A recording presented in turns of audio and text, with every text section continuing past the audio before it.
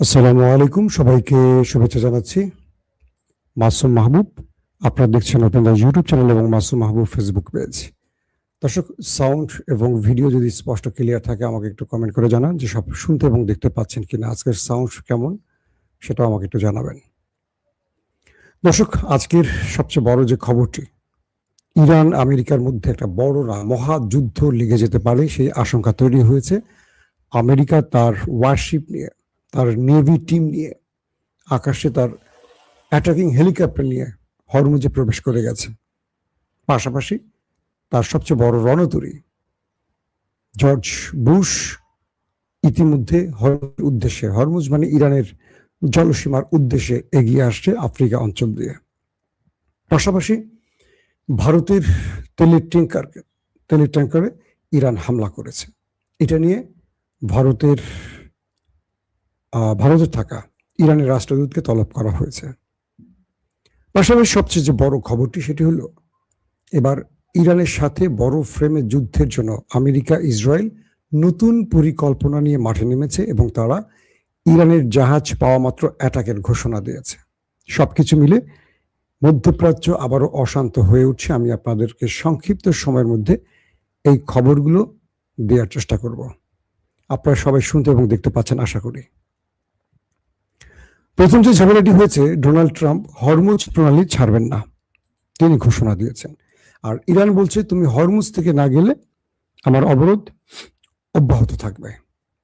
অর্থাৎ ইরানের জলসীমা হরমুজে আমেরিকা উড়ে এসে জুড়ে বসে বলছে এটা এখন অবরোধ চলবে।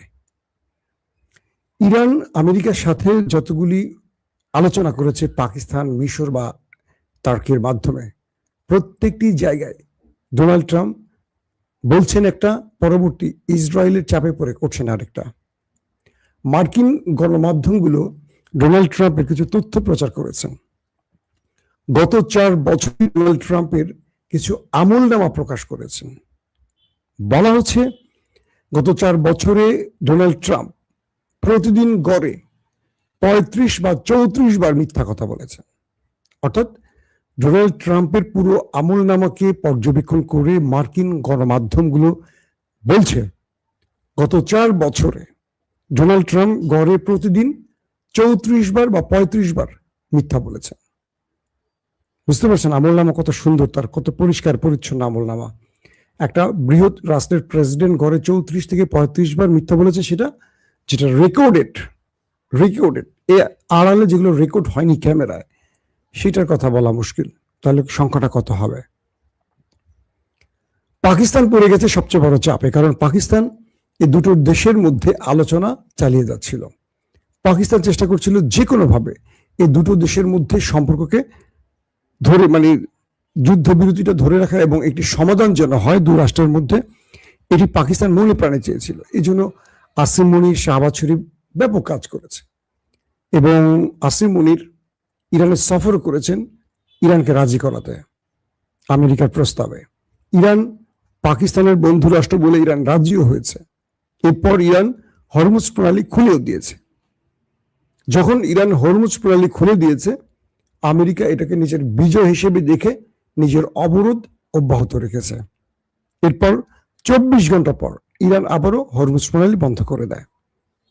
এবার আমেরিকা ইসরায়েল, যেমন আল জাজিরার হিসেবে বা আল জাজিরার তথ্য মতে, আল জাজিরা বলছে আমেরিকা ইসরায়েল ইরানের বিরুদ্ধে একটি বড় আক্রমণের প্রস্তুতি নিচ্ছে এবং ইসরায়েলের গণমাধ্যমগুলো এই তথ্য নিশ্চিত করেছে যে তারা একটা বড় আক্রমণের জন্য কাজ শুরু করেছে এবং তারা সেইভাবেই মধ্যপ্রাচ্যের সকল সামরিক শক্তি সরঞ্জাম জড়ো করছে। এখন প্রশ্ন হলো, আমেরিকা আসলে চাইছে কি, ইসরায়েল আসলে চাইছে কি? তারা ইরানের ধোলাই খাবার পর তারা চেয়েছিল যুদ্ধবিরতি দিয়ে কিছুদিন সময়। এই সময়ের মধ্যে আমেরিকা নতুন করে তার অস্ত্র নিয়ে আবারও মধ্যপ্রাচ্যে ঘাঁটি কাটবে, কারণ ইরান এই অঞ্চলে মার্কিন ঘাঁটিগুলোকে ধ্বংস করেছে, প্রতিরক্ষা ব্যবস্থাগুলোকে ধ্বংস করেছে এবং মার্কিন সেনাবাহিনীদের ব্যাপক ক্ষতি করেছে।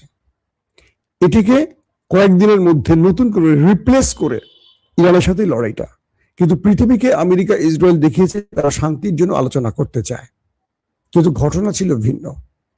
ইরান হরমুজ প্রণালী খুলে দেওয়ার পর আমেরিকা সেখান থেকে যায়নি। ইরান বলল তোমার শর্ত ছিল তুমি এখান থেকে চলে যাবা, তুমি যাচ্ছ না কেন? তখন ইরান বন্ধ করে দিয়েছে। পাশাপাশি ইরান বলে দিয়েছে যে হরমুজ প্রণালী দিয়ে প্রতিটি জাহাজকে টোল দিয়ে যেতে হবে। ইতিমধ্যে বেশ কিছু জাহাজ টোল দিয়ে গেছে। হঠাৎ করে আমেরিকার অন্যতম মিত্র ভারত বা ইসরায়েলের সবচেয়ে প্রিয় বন্ধু ভারত, ইসরায়েল এবং আমেরিকার শক্তি নিয়ে হরমুজ প্রণালী অতিক্রম শুরু করলে সেই ভারতীয় জাহাজটিতে ইরান আক্রমণ করে বসে।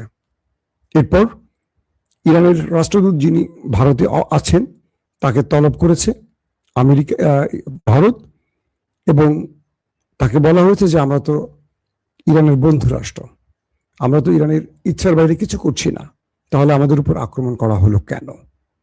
ইরান তাকে সাফ জানিয়ে দিয়েছে যে তুমি ইসরায়েলের মিত্র এবং তুমি তলে তলে ওদের হয়ে কাজ করছো।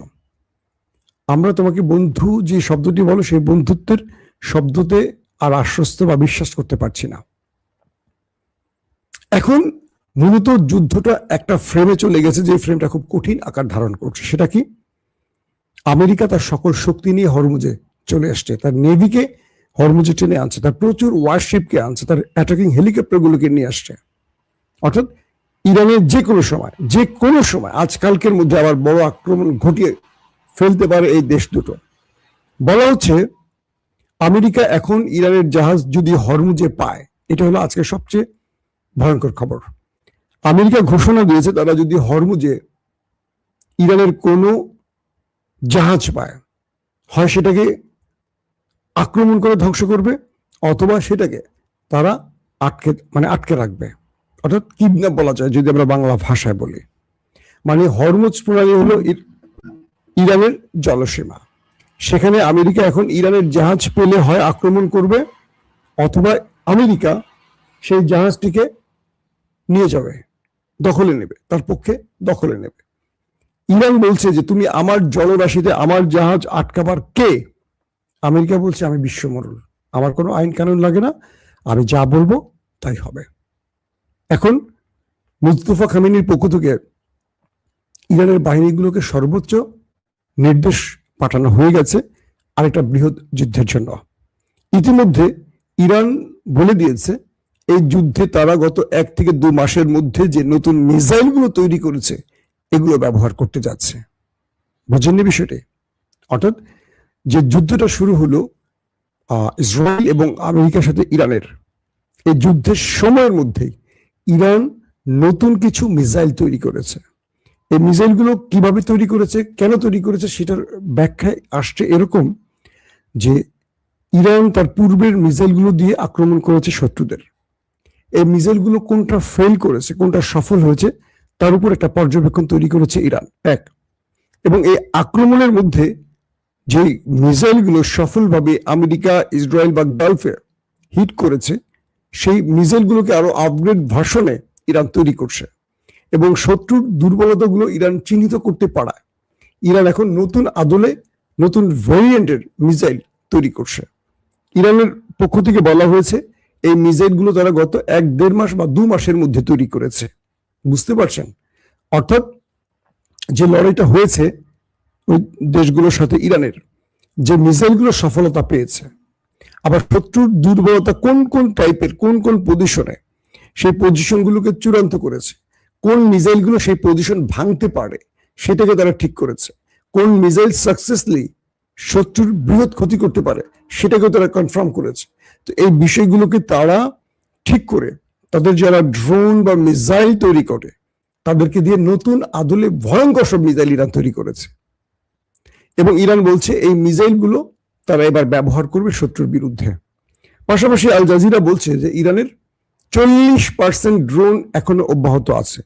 আমেরিকা যে দাবিটি করেছে যে ইরানের ড্রোন বা মিসাইল স্টোরেজ তারা শেষ করে দিয়েছে, ধ্বংস করে দিয়েছে, আল জাজিরা বিভিন্ন তথ্য উপাত্ত সংগ্রহ করে বলছে যে না, ইরানের 40% ড্রোন এখনো ঠিক আছে। আর ইরান বলছে তাদের কাছে আছে প্রায় 80,000-এর উপর ড্রোন এখনো অক্ষত, যেগুলো শত্রুর বিরুদ্ধে তারা ব্যবহার করতে যাচ্ছে।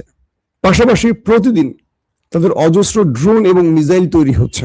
অর্থাৎ এই 80,000 পূর্বের মিসাইল যেগুলোর হিসেব বলছি আমি, কিন্তু নতুন করে যেগুলো প্রতিদিন চলছে ফুল টাইম কাজ, 24 ঘন্টায় মিসাইল ড্রোনের নির্মাণ কাজ চলছে, এগুলো ইরান তার হিসেবে তোলেনি।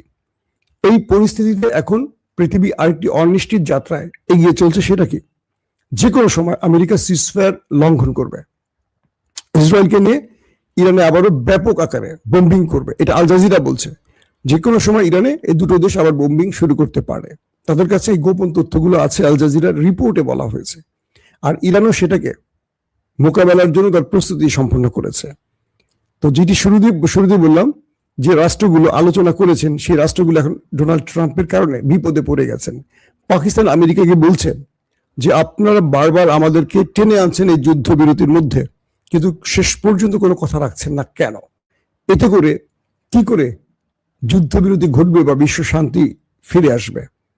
আমেরিকা আসিফ মুনির এবং শাহবাজ শরীফকে ধন্যবাদ পাঠিয়েছেন এবং তিনি যুদ্ধবিরতির নাম করে আমেরিকাকে যে সুযোগ পাইয়ে দিয়েছে, সুবিধা এনে দিয়েছে, এটার জন্য থ্যাঙ্কস শুধু নয়, সঙ্গে তিনি ফিফা প্রধানকে, মার্কিন প্রেসিডেন্ট ডোনাল্ড ট্রাম্প ফিফা প্রধানকে, ফুটবল যে আসছে বিশ্বকাপ ফুটবল, সেই ফুটবলে ন্যাটোর কোনো দেশকে বাদ দিয়ে পাকিস্তানকে সেই ফুটবলে সংযুক্ত করার আবেদন করেছে পাকিস্তানের প্রতি কৃতজ্ঞতা স্বরূপ। পাকিস্তানের জনগণ বলছে পাকিস্তান খেলে ক্রিকেট, ফুটবলে তারা ভালো না। এখন আমাদের বাংলাদেশের ফুটবল টিমকে যদি বিশ্বমঞ্চে অর্থাৎ বিশ্বকাপের মতো মঞ্চে নামিয়ে দেয়া হয়, তাহলে আমাদের সম্মান বাড়বে না কমবে? একবার বলেন তো। প্রতিটা দল বাংলাদেশকে কয়েক ডজন করে যখন গোল দেবে, বাংলাদেশ একটি ম্যাচ দূরের কথা, প্রতিদিন যদি 10টা 12টা 15টা করে গোল খায়, বাংলাদেশের অবস্থাটা কি হবে? তো পাকিস্তানের জনগণ বলছে যে আমরা ক্রিকেটে ভালো, আমরা বক্সিং এ ভালো, বা আরো বিষয়, আমরা মানে ডোনাল্ড ট্রাম্পের এই প্রস্তাবের সাথে সম্মত নই যে ফুটবল বিশ্বকাপে পাকিস্তান গিয়ে বেজ্জতি হতে কোনো দরকার নেই, আমাদেরকে অন্য ক্ষেত্রে তোমরা কোনো সুবিধা এনে দাও। ডোনাল্ড ট্রাম্পের অবস্থা বুঝছেন তো? মানে মাথা খারাপ হলে পুরো ডেকে মানুষের হয় নাকি? এখন পাকিস্তানকে বিশ্বকাপে খেলানোর সুযোগ করে দিতে ফিফা প্রধানকে ডোনাল্ড ট্রাম্প ফোন দিছে। আমার মনে হয় ডোনাল্ড ট্রাম্পের উচিত বাংলাদেশের দিকে একটু নজর রাখা। বাংলাদেশে যারা এই মুহূর্তে ধর্ষণ করছে, চাঁদাবাজি করছে, এদেরকে একটা টিম বানিয়ে বিশ্বমঞ্চে নিয়ে যাওয়া উচিত ডোনাল্ড ট্রাম্পের, বাংলাদেশের প্রতি একটা ভালোবাসা প্রদর্শন হিসেবে। তাতে করে আমাদের দেশটা রক্ষা পাবে। আর যারা বাংলাদেশ থেকে যাবে, যারা যেই দলেরই হোক, চাঁদাবাজি করছে, ধর্ষণ করছে, এখন থেকে বিভিন্ন জায়গায় শিশু, বাচ্চা টাচ্চা, মহিলাদেরকে নিয়ে অনেক কাহিনী ঘটছে, এরা আন্তর্জাতিকভাবে একটা পরিচিতি পাবে, তাই না? এটা বাংলাদেশের জন্য একটা বড় অর্জন না? আজকে সকালে একটা ভিডিও দেখলাম, একজন একটা ভিডিও করছে দুটো বোতল নিয়ে, দুটো বোতলেই একই জিনিস চলে আসলো বাংলাদেশে। 15.5 বছর ধরে আমরা যে স্বপ্ন দেখেছিলাম হাসিনার পতন, সেটি হয়েছে, কিন্তু পতনের পর কেন যেন শান্তি পাচ্ছি না মনে, শান্তি আসছে না। দেশটাকে যেমন দেখতে চেয়েছিলাম সেই দিকে দেশটা যাচ্ছে না। যাদের উপরে স্বপ্ন ছিল তারা আমাদের স্বপ্নগুলোকে নষ্ট করছে কিনা বুঝতে পারছি না। আর একটু সময় নিয়ে দেখি কি হয়।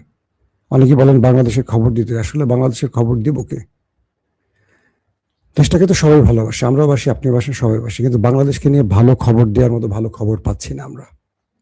তেলের দাম কমে যাচ্ছে আর বাংলাদেশের তেলের দাম বেড়ে যাচ্ছে, চারদিকে দেখেন হাহাকার শুরু হয়ে গেছে। এমন এক বাংলাদেশে বাস করছি। হরমুজ প্রণালী নিয়ে আমেরিকার সাথে ইরানের আবার যদি যুদ্ধটা শুরু হয়, বাংলাদেশ বিপর্যস্ত হয়ে পড়বে। বাংলাদেশের আগামী দিন খুব ভয়ঙ্কর হবে। এই বিষয়গুলো আমাদের যে নতুন সরকার কাটিয়ে উঠতে পারছে না। তারা আপাতত কে তাদের বিরুদ্ধে সমালোচনা করছে, তাদের জেলে ঢোকানোর পরিকল্পনা করছে, কে তাদের বিরুদ্ধে কথা বলছে, তাদের বাড়ি ঘরে হামলা করার চেষ্টা করছে, যেটা আওয়ামী লীগ করতো। এখান থেকে বিএনপিকে ফিরে আসতে হবে, কারণ বিএনপি মানুষের আশা ভরসার একটা দল। আওয়ামী লীগ আর বিএনপির চরিত্র যদি এক হয়, তাহলে দুজনেরই পরিণতি একই হওয়ার কথা, তাই তো? আমরা এটা চাই না। তারেক রহমানের প্রতি আমাদের আস্থা আছে, ভালোবাসা আছে। আশা করি তিনি কিছু করে দেখাবেন। যে স্বপ্নগুলো তিনি বুনেছিলেন দীর্ঘ 18 বছর লন্ডনে বসে, সেই স্বপ্নগুলো এবার বাংলাদেশে বাস্তবায়ন করবেন, এই প্রত্যাশা আমাদের থাকবে। দর্শক, ইরান আমেরিকা সর্বশেষ খবর আমরা আবারও দেওয়ার চেষ্টা করবো হাতে খবর আসার সঙ্গে সঙ্গে। আমাদের চ্যানেলটি ভালো লাগলে অবশ্যই সাবস্ক্রাইব করবেন। আজকের সাউন্ড সিস্টেমটি কেমন ছিল অবশ্যই আমাকে জানাবেন। নতুন সাউন্ড সিস্টেমে আসছে, বলছি আমার টেকনিক্যাল টিম কাজ করছে, তো আমি চেষ্টা করছি কোন দিকে ভালো লাগে আপনারা আমাকে অবশ্যই জানাবেন। আজকের মতো বিদায় নেই, প্রত্যেকে ভালো থাকবেন। আল্লাহ হাফেজ।